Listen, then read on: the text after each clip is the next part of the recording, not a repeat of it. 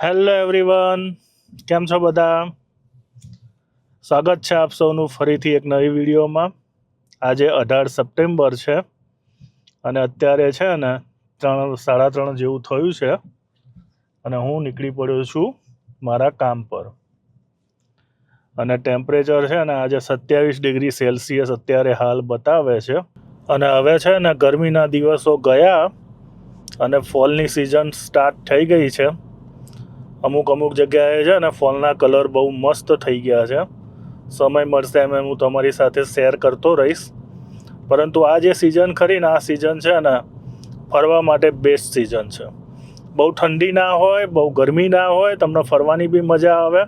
સાંજ પડે વાતાવરણ ઓલમોસ્ટ ઠંડુ હોય અને વાતાવરણના કલરો એટલા મસ્ત હોય ને કે તમને ટેસ્ટીઓ પડી જાય.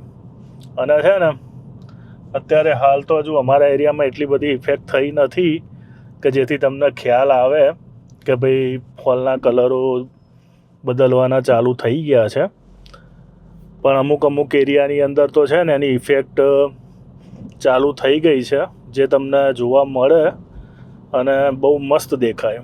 ફોલની અંદર છે ને કેનેડા બહુ મસ્ત દેખાય. તમારે ફોટો પાડવો હોય કે તમારે સિનેમેટિક શોટ લેવા હોય ને, તો આ સિઝનની અંદર છે ને બહુ મસ્ત ફોટા આવે.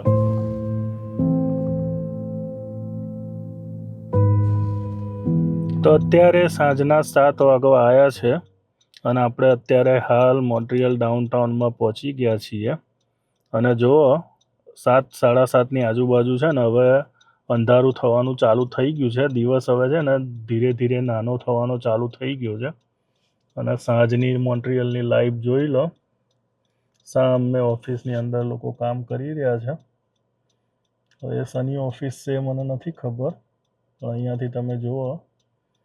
અને આ બાજુ મોન્ટ્રીયલનું ડાઉનટાઉન છે. અહીંયા આગળ હું એક રાઇડરની વેઇટ કરીને ઊભો છું. થોડી વાર થઈ પણ હજુ સુધી એ આવ્યો નથી, એટલે આ મોકો મળી ગયો અત્યારે વિડીયો લેવાનો.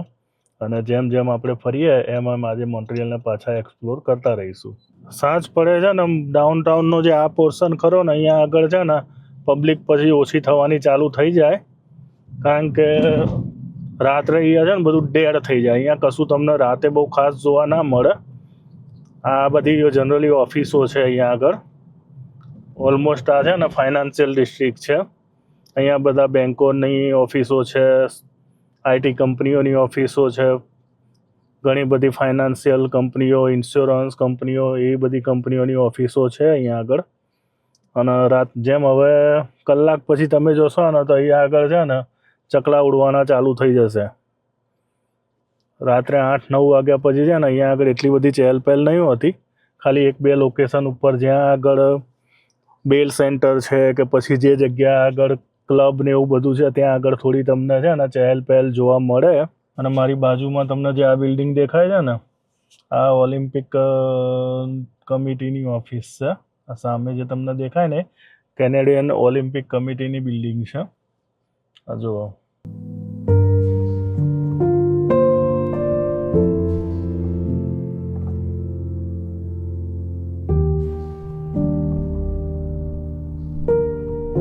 રાતના 11 વાગવા આવ્યા છે અને આપણે જો હજુ બી ઉબરમાં ફરી રહ્યા છીએ.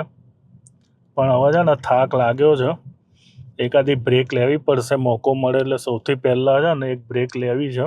અત્યારે એક રાઇડરને પિકઅપ કરવા જઈ રહ્યો છું. એ રાઇડરની રાઈડ ખતમ કરીએ ને એટલે પછી આપણે એક બ્રેક લઈએ, કારણ કે હવે પગ થોડા છૂટા કરવા પડે એવું લાગી રહ્યું છે. તો ભાઈ અત્યારે છે ને રાતના 1 વાગવા આવ્યો છે. 1માં 5 બાકી હશે અંદાજિત. એક્ઝેક્ટ ટાઈમ તમને કહી દઉં, 1માં 5 બાકી છે, જોઈ લો. અને અત્યારે હાલ બ્રેક લેવાનો મેર પડ્યો છે એટલે આપણે અત્યારે બ્રેક લીધી છે. અને અહીંયા આગળ અત્યારે ઊભા છીએ. આ સ્ક્વેર ફિલિપ છે પાછળ, એટલે ફ્રેન્ચમાં એને સ્ક્વેર ફિલિપ કહે, પણ આમ સ્ક્વેર ફિલિપ કહેવાય. અને અહીંયા આગળ આપણે અત્યારે હાલ થોડો ટાઈમ માટે ટહેલીએ, થોડા પગ છૂટા કરીએ અને પછી જ કન્ટિન્યુ કરીશું.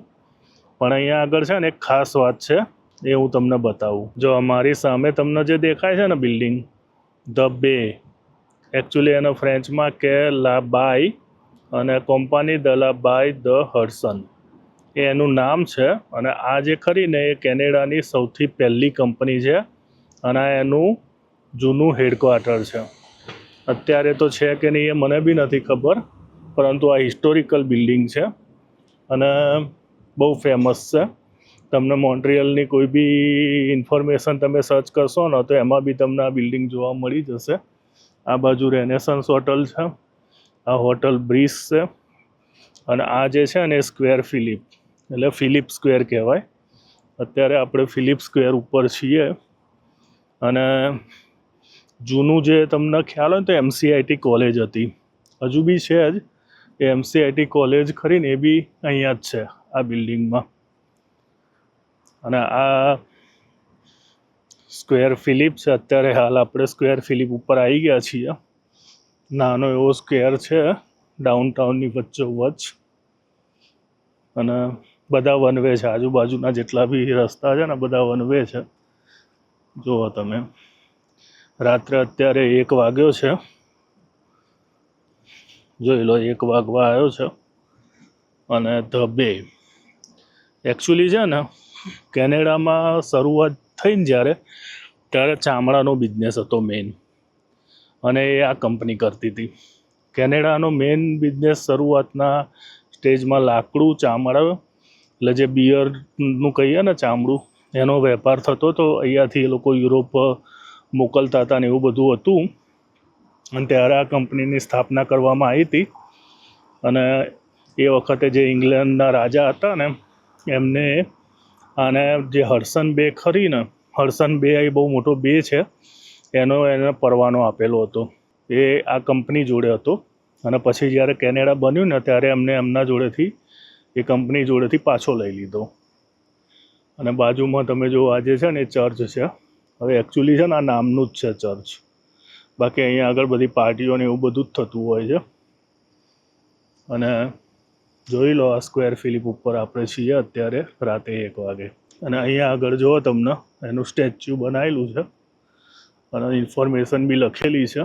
કિંગ એડવર્ડ 7ના નામ ઉપર આ બનાવેલું છે. અને એને પ્રિન્સ ફિલિપ કહેતા હશે.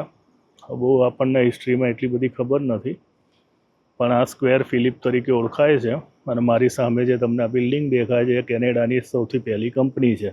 અત્યારે તો બહુ મોટો મોલ છે, અને બ્રાન્ડેડ કપડાં ને એવું બધું લેવું હોય ને તો ત્યાં આગળ મળે છે. અને અત્યારે રાતના ટાઈમે આપણે અહીંયા ફરી રહ્યા છીએ એટલે આપણને કંઈ અહીંયા ભીડ કંઈ દેખાતી નથી અને એટલી બધી પબ્લિક બી નથી.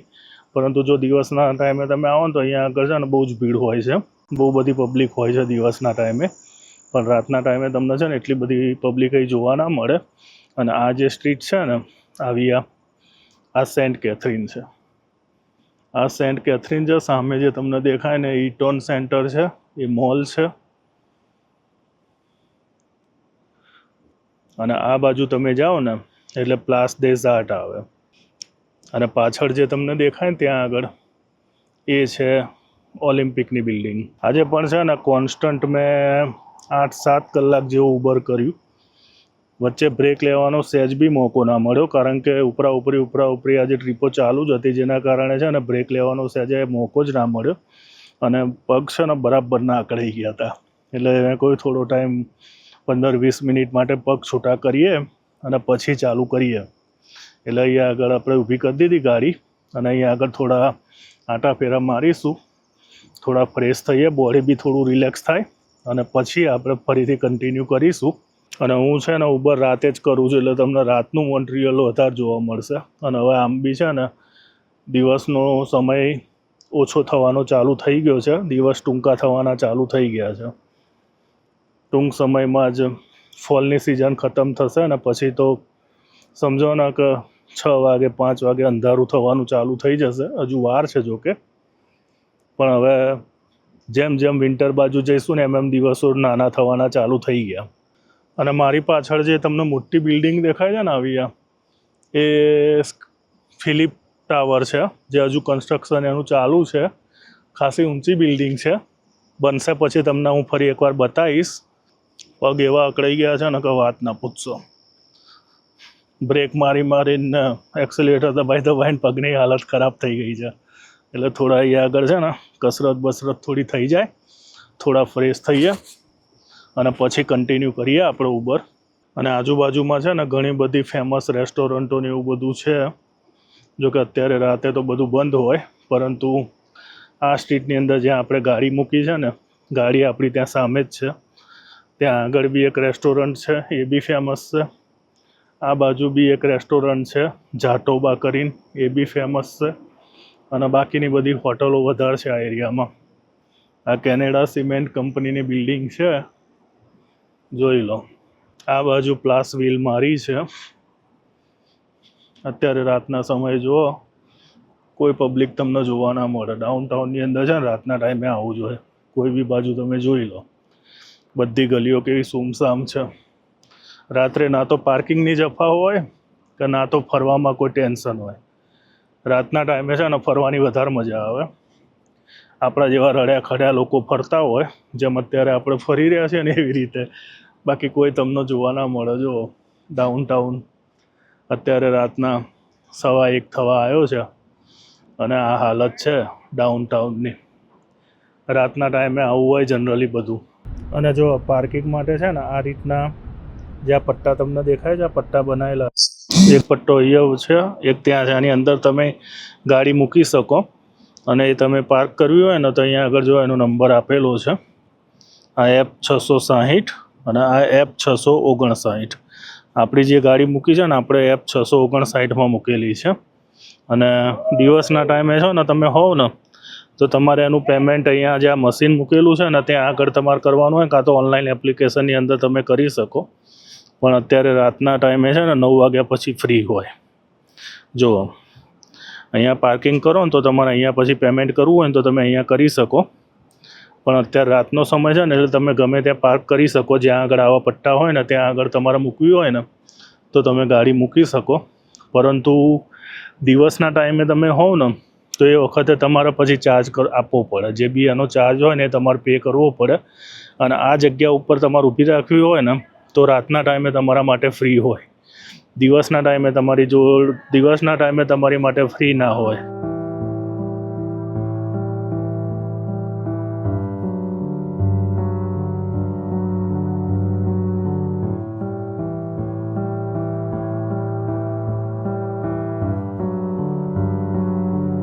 તો ભાઈ છે ને હવે રાતના 3 વાગવા આવ્યા છે અને હવે વાતાવરણ થોડું બદલાતું હોય ને એવું લાગી રહ્યું છે.